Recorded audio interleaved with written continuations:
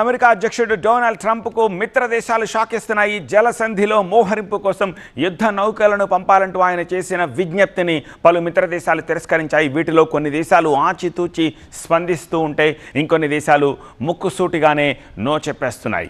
Japan ఏం react అయింది? పశ్చిమాసియా సముద్ర జలాల మీదుగా రాకపోకలు సాగించే ఆయిల్ ట్యాంకర్లు నౌకలకు భద్రత కల్పించేందుకు నౌకాదళాన్ని పంపే ఆలోచనేది తమకు లేదు అని జపాన్ స్పష్టం చేసింది. ఇక బ్రిటన్ రాయల్ నేవీ డిస్ట్రాయర్లను పంపేందుకు లండన్ సిద్ధంగా లేదని బ్రిటన్ ప్రధాని స్పష్టం చేశారు. అలాగే హోర్ముజ్ జలసంధి తిరిగి తెరుచుకోవడం అత్యంత ముఖ్యం, కానీ సంక్షోభం మరింత పెరగకుండా జాగ్రత్త పడాలని చెప్పింది. ఆస్ట్రేలియా ఏమంది?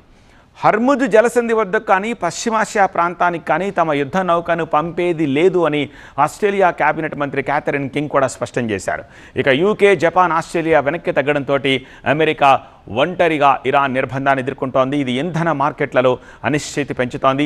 ఈ నేపథ్యంలో మిత్రదేశాలు వెనక్కి తగ్గడంతో ట్రంప్ అసహనం వ్యక్తం చేశారు. అయితే చైనా ఎక్కువగా ఈ జలసంధి ద్వారానే చమురు పొందుతోన్న కారణంగా దాని రక్షణ బాధ్యతను కూడా వారు తీసుకోవాలని ట్రంప్ అభిప్రాయపడ్డారు. ఆ జలసంధి భద్రత కోసం ముందుకు రావాలని బీజింగ్కు పిలుపునిచ్చారు డొనాల్డ్ ట్రంప్. ఈ నెల చివరిలో ట్రంప్ బీజింగ్ పర్యటన ఉంది. అయితే చైనా ఇచ్చే స్పందన ఆధారంగానే తాను బీజింగ్ పర్యటనకు వెళ్లాలా వద్దా అనే నిర్ణయం తీసుకుంటానని డొనాల్డ్ ట్రంప్ బెదిరిస్తున్నారు.